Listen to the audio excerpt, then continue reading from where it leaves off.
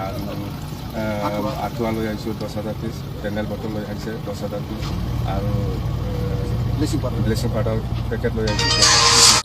खुलुमबाय रायजोफोर आरोबाव फिथांखिब्ल इउटुब चेनेलनिफ्राय रायजो राजा बयनिसिमबो दिनैनि फुंबिलिनि गोजोननाय जासिहरग्रोनाय जाबाय। दिनै आं नोंसोरजों गोसोनि साननायफोरखौ फोरमायनो थाखाय आरोबाव माखासे भिडिअसफोरखौहाय लानानै फैबावबाय।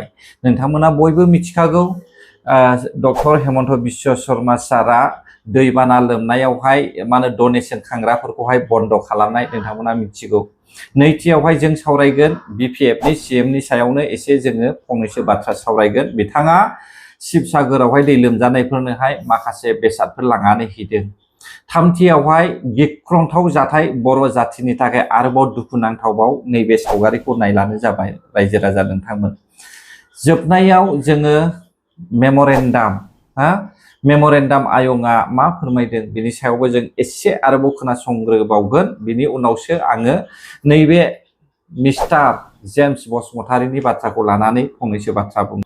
बे समावहाय रायजोफोर खोनासंग्रो आसामनि चिफ मिनिस्टारा मा फोरमायदों। বানপানীৰ নামত সাহায্য উঠোৱাৰ প্ৰয়োজন নাই। মই দেখিছোঁ যে বক্স লৈ আমি ৰাস্তাই ঘাটে পইচা তুলিছোঁ। বেলেগৰ পইচা তুলি আমি সাহায্য দিব নালাগে, নিজৰ টকাৰে যদি আমি পাৰোঁ সাহায্য দিব লাগে। गिलु बालु दैबाना नोंथांमोना नुखादों थांनाय 19 तारिख जुलाइनिफ्रायनो ना।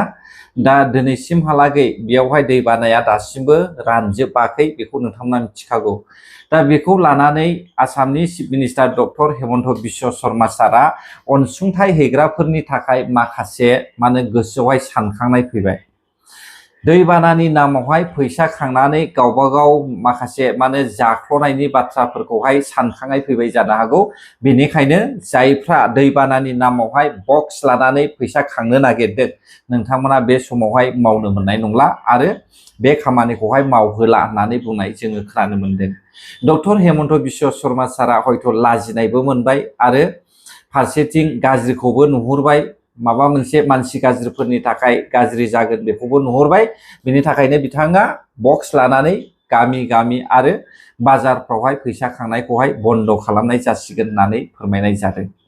नैथियावहाय रायजोफोर बिपिएफ आं गोजोननाय मोनदों बिपिएफनि सीएमआ जे दै लोमजानायफोरनोहाय 10,000 बेडशीट यानिकि बिसिना सादोर लांनानै हैदों आरो 10,000 मुसारि हैदों, 10,000 ब्लेसिं पाउडार लांदों, 10,000 था पेनेल बटल लानानै थांदों। बेखौहाय आङो गोजोननाय मोनदों। मानसि हिसाबै सापर्ट खालामनायनि थाखाय आङो मोजां मोनदों रायजोफोर। नाथाय बिथाङा आबुल थाबुल बाथ्रा बुंहैनाय बेखौ नुनानैसो आङो गोसोखौहाय एसे दुखु मोनदों। फारसेथिं जोङो सिन्था खालामनानै नायोब्ला बिथाङा बेफोरबायदि बुंजाथावानो नङामोन दे। सासे सीएम बियो जाथिनि सीएम। अब्ला मिडियाफ्राबो एसे आन्दाज खालामनानै कुइसनफोरखौ सोंनांगौ। दानिया रायजोफोर थामथियावहाय गिलु बालु आरोबाव मानसि बुथारनाय जाथाय जाबावबाय। ना हमनायखौ लानानैनो सासे बर' सुबुंखौहाय न'खरैनो बुथारदों होननानैहाय जोङो खोनानो मोनदों बाक्सायावहाय। नोंथांमोना हयथ' भिडिअखौबो नुखाबाय ना। दा बे भिडिअखौ नायोब्ला जोंनि बर' जाथिखौहाय बर' नङै सुबुंफ्रा एसे दायावनो बुथारनो सेस्था खालामदों नामा? बेबायदिनो बिसोरो जुजिदों नामा बर' जाथिखौहाय? बर' जाथि नुयोब्लानो नांज्लायब्लानो बुथारनाय बेबायदि सेस्था खालामदों नामा बिथांमोना? जों बेखौहाय बुंनांगोन रायजोफोर। सरकारा दायित्व लाया, सरकारनि मावथिफ्राबो दायित्व लाया। बेबायदि मानसि बुनाय जाथाय जानायफोरनि सायाव सरकारा जेबो नोजोर होआ। बिनि थाखायनो हयथ' बर' नङै सुबुंफ्रा बर' जाथिखौहाय जेरावनो मोनो बेयावनो एसे दाय मोनब्लानो बुथारनानै गारनायनि प्लान पलिसिखौ खालामदों जानो हागौ। दा नोंथांमोना बिनि सायावहाय मा कमेन्ट होनो सानो? नोंथांमोननि सायावसो रायजोफोर। बे समावहाय मिस्टार मेम'रेन्डाम आयंआ मा बुंबावदों नोंथांमोना खोनासंबावदो ससे। फार्स्टआव जेम्स बसुमतारीनि दायित्वआ बे हाग्रा बिफाननि इएम हिसाबै बियो मोजाङैनो खबर लानांगौ आरो गावनि सोमोन्दोआ रायजो राजाजोंसो, बे पाब्लिकजोंसो। पाब्लिकआसो बिनि क्ल'ज। मानोना पाब्लिकजों गुलि थानानैनो जोङो पाब्लिकनि हेफाजाबजोंनो जों बे बिटिसिखौ दादों।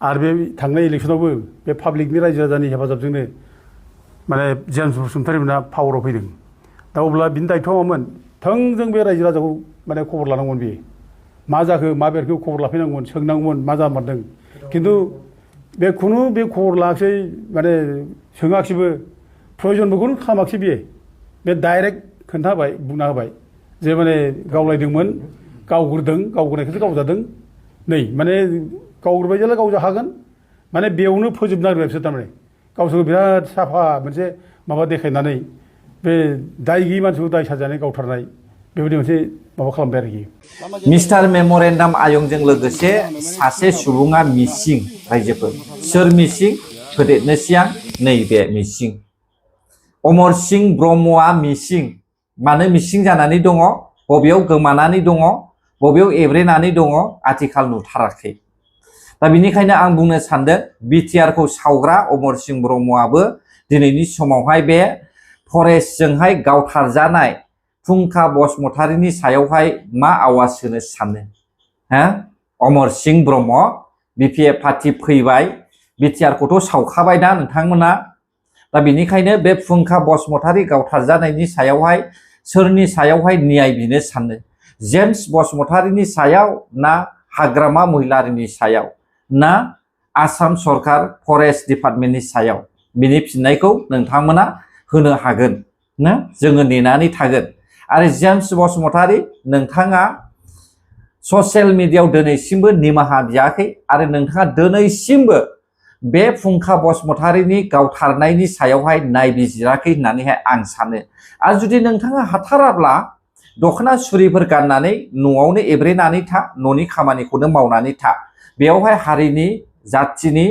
खामानि मावनो थाखाय बेवहाय माने बांख्रांनानै दाला जुदि नोङो दायथ' गैया बायदि सानदोंब्ला हा नोङो रिजाइन हो सिदा खोथा रिजाइन हो मानोथो हाग्रा बिफाननि इएम जादलायनानै बेफोरबायदि एसेबो ससियेल मिडियायावहाय फोसाबफामै गावनि गोरोन्थिफोरखौहाय निमाहा बियै जाखो रायजो राजाफ्रा मानोथो नायनानै थादों हो मिस्टार मेम'रेन्डाम आयं नोंथांमोननि आखायाव फुंखा बसुमतारीनि न'खरनि न्याय मोननांगौआ बेनिखायनो आं नोंथांमोनावहाय रिक्वेस्ट खालामदों दा जों बयबो मिथिगौ बर' सुबुङा सानै बुथारजानाय सासे गावथारजानाय सासे बुथारजानाय थैनाया बावाखैनो दान मोनसेयानो जायाखै अब्लानो आरोबाव नै सासे बुथारबावबायानो रायजोफोर हारसाफ्रा सासे बुथारबावबायानो नामा मा ना हमनायनिनो माबायदि ना हमदोंमोन बेखौ इयुननि समाव डिटेल्स मोनगोन नेनानै थाब्लानो जाबाय रायजो राजा नोंथांमोन बे समावहाय जोबनायाव आङो दाउखा दन्दानि सायावहाय फंनैसो बाथ्रा बुंनो सानदों दाउखा दन्दायाबो मा बुंदों ससे खोनासं नोंथांमोना 2020 চনত ইউপিপিএলৰ চৰকাৰ আৰু এই চৰকাৰটো অসমৰ মুখ্যমন্ত্ৰী ডাঙৰীয়াই আপ্ৰাণ চেষ্টাৰে অতি মৰমৰে চুক্তিকাৰীসকলক চুক্তিটো ৰূপায়ণ কৰি লোৱাৰ কাৰণে প্ৰমোদ বড়ো ডাঙৰীয়াক বিটিআৰৰ চিফ বনাইছিলে 2003ৰ প্ৰায় 2026লৈ ইউপিপিএলে কওক পিচিডিআৰে কওক আৰু এটা নাম আছিলে কাহানিও কেতিয়াও ৰাইজে গ্ৰহণ কৰি লোৱা নাই গতিকে 2020 চনত ইমান মৰমৰে ইমান চেষ্টাৰে অসমৰ মুখ্যমন্ত্ৰী ডাঙৰীয়াই ইউপিপিএল দলক চৰকাৰ কৰিবলৈ সুবিধা কৰি দিছিলে 2025ত কি তেনেকুৱা এটা কাৰণ হ'ল যাৰ কাৰণে অসমৰ মুখ্যমন্ত্ৰী ডাঙৰীয়াৰ মৰম পাবলৈ ইউপিপিএল দল বা ইউপিপিএল দলৰ মুৰব্বী প্ৰমোদ বড়ো ডাঙৰীয়াই সক্ষম নহ'ল এইটো ডাঙৰ এটা প্ৰশ্ন আৰু এই প্ৰশ্নটো ইউপিপিএলৰ প্ৰত্যেকজন শ্ৰদ্ধাৰে ৰাজনীতিক কৰা সংগঠন কৰা কোৱা নাই ৰাজনীতিক কৰা ব্যক্তিসকলে এই প্ৰশ্নটো নিজৰ ওপৰত প্ৰশ্ন কৰিব লাগে যে 2025ত আমাক কিয় আকৌ এবাৰ চৰকাৰ কৰিবলৈ অসমৰ মুখ্যমন্ত্ৰী ডাঙৰীয়াই সুবিধা কৰি নিদিলে এই প্রশ্নটো অতি দরকার ধন্যবাদ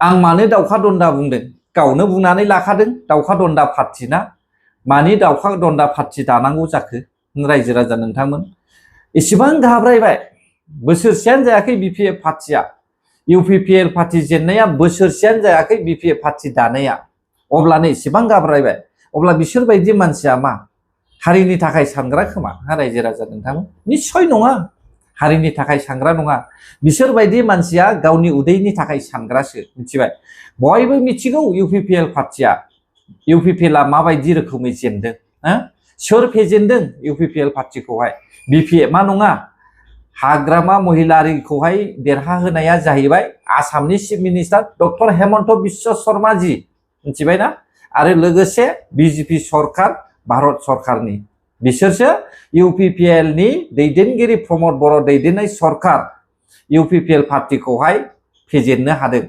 मानोना इउपिपिएल पार्टीया थाबाय थायोब्ला आसामनिफ्राय साबसिन जोंनि बिटिआरआ जागोन बेखौहाय नोजोर होनानै आसामनि chief minister doctor Hemant Biswa Sharma सारा हाग्रामा महिलारिखौनो सरकाराव लाबोफिनदों मानोना बिथांखौहाय लान्जायाव हमनानै फिदिंनो हायो मिथिबायना बेनि थाखायसो बर' हारिया गोदाव सोराव जादों नायलांबाय थादो माबायदि अबस्था जायो बर'नि अबस्थाया अब्ला गोजोनथोंसै रायजोफोर जायफ्रा आंनि भिडिअखौ जोबजासे नायबाय बर' हारि जै जाथों जय बर' हारिनि